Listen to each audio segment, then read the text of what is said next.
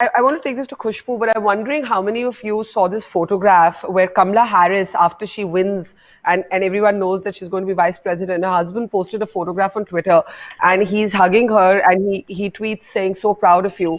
Now, the cynical person that I am, tweeted that photo and I said, how many Indian men would be comfortable being Kamala Harris's husband? And of course, I got a deluge of angry responses from women and men. Most women said, "My husband's like that." I was like, okay, that's fab. If if your husband's like that, good for you. But the larger point is that it is not easy for women, even for women. Women apologize for being more successful than their partners. Men are insecure about being less high profile than their partners. This is the society we live in. There are exceptions to it, but I think all of us have battled this in some ways in our personal relationships. I know I have. I'm just wondering what your experience has been with that, with men who may be living in your shadows. And I'll start with you, Khushbu.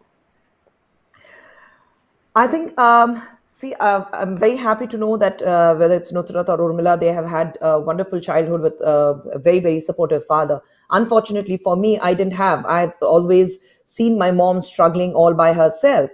I had a father for the namesake because there was a surname to it, to my name. But otherwise, I don't What, have what, any great memories. what happened? Can you share with us what happened exactly? I know I have seen my father was a very, very abusive father, a very abusive husband, and I have seen my mom struggle all her life, though she was belonging to a very, very conservative Muslim family, uneducated, and I've seen her struggle. So my only thing was my mom, probably she gave me the freedom and she allowed me to have my own wings and fly high, is because what she couldn't do it as a woman, she said, no, you should not be deprived of what I have been deprived of.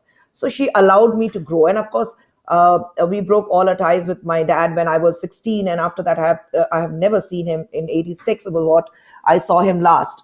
So it's been, 34 long years. I've never seen him.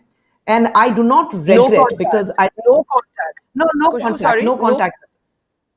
No, absolute no contacts. Of course, my other family members were in touch with him, but then I had taken a decision that I'm never going to see him, and I stuck to my decision. I mean, my mom was very young, so I could see her struggling, and her mindset that what would people say and all that.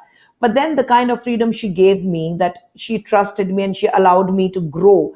I think I give the entire credit to my mother for, because I've seen her being such a Mhm. strong person. And I think for me, my family comes first. My family is very, very important to me. That also I take it from her. My When you come talking about my partner, my better half, I think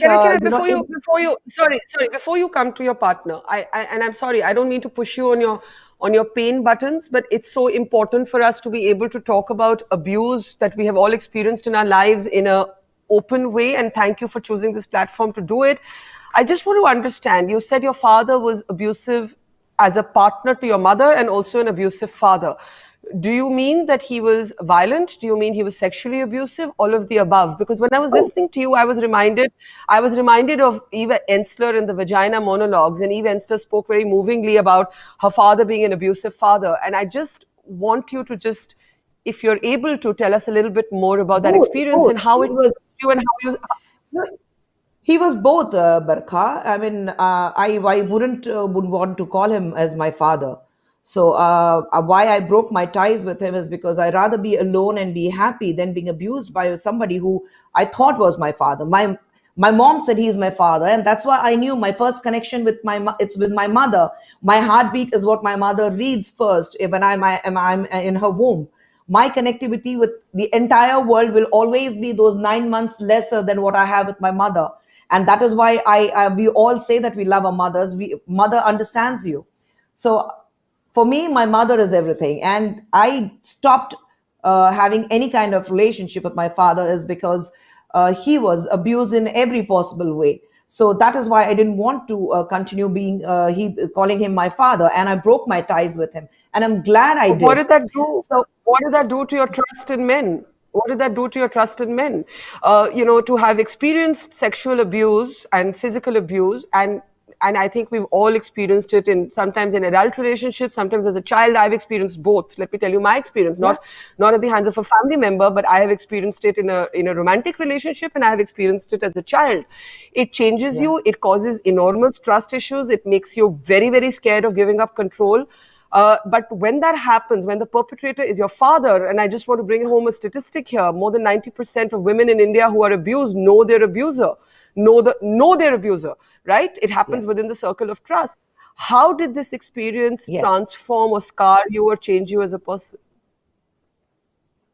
It definitely changes you as a person. You look at everyone with a suspicious mind.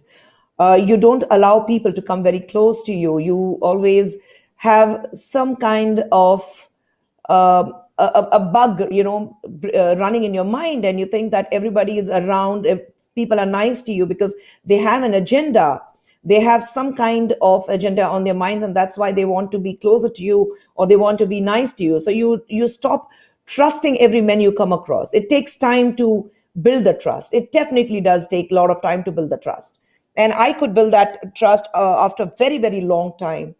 But then I don't regret. Like I said, I believe my father passed away sometime early this year, and the news came to me. So I'm like not even bothered. I'm like fine. I rejoice.